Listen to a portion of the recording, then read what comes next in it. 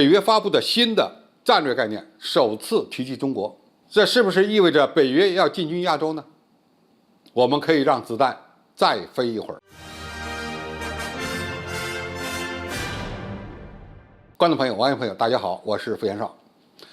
正在进行的俄乌冲突被公认是美国推动北约东扩的结果。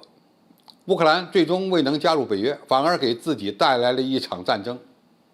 而这场武装冲突最终呢，又导致了北约的地位被强化。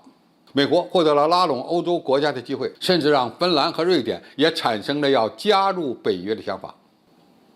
当然，他们的申请最后因为土耳其的反对而未遂。在欧洲面临严重的地缘政治危机的情况下，北约会不会进军亚洲，成了中国人所关心的话题。有人认为，美日印澳就是美国主导的亚洲小北约；还有人认为，北约会议邀请日本和韩国参加，就是北约要扩展到亚洲的具体表现。但是，如果我们理性的分析什么是北约，北约组织又是如何运作的，就没有必要给自己增加不必要的焦虑。北约秘书长斯托尔滕贝格为北约领导人峰会预热，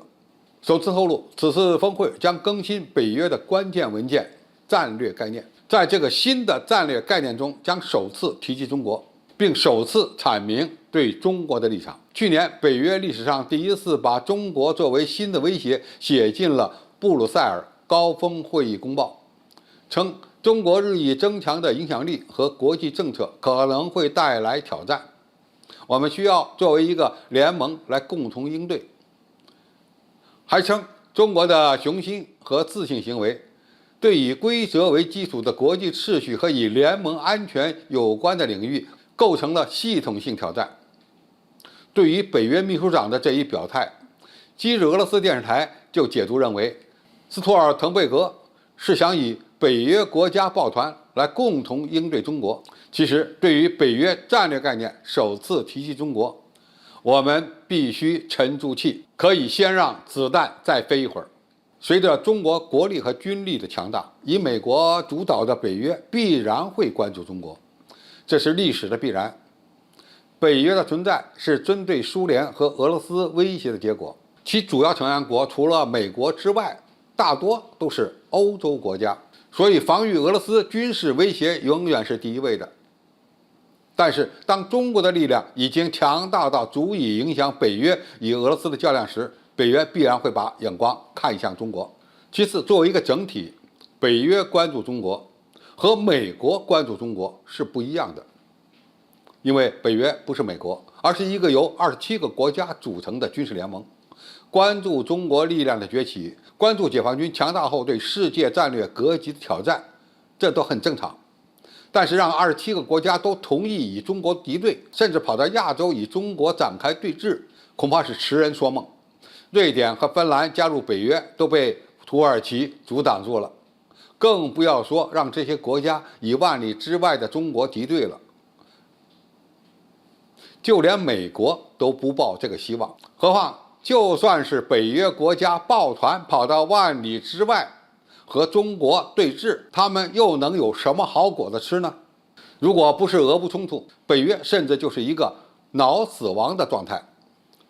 马克龙早就说出了真相，所以北约距离有兴趣与中国展开军事对峙，在可见的未来都不大可能发生，因为中国目前根本就威胁不到大多数的北约国家。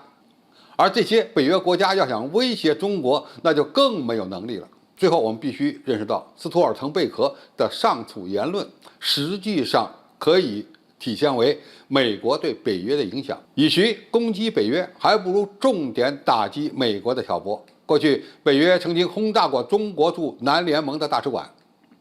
让我们对北约有了血仇。其实真正轰炸中国使馆的就是美军，而不是法国、德国、意大利这些北约国家，因为美军是北约最主要的作战力量，他们有办法让北约关注到中国。如果我们因此而与北约吵成一团，那么就上了美国人的当了。所以，就算北约的战略概念首次提及中国，我们也可以保持淡定，让子弹再飞一会儿。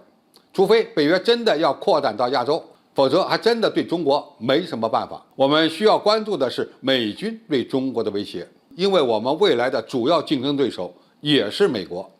好，今天的评述就到这里，谢谢大家收看，我们下期再见。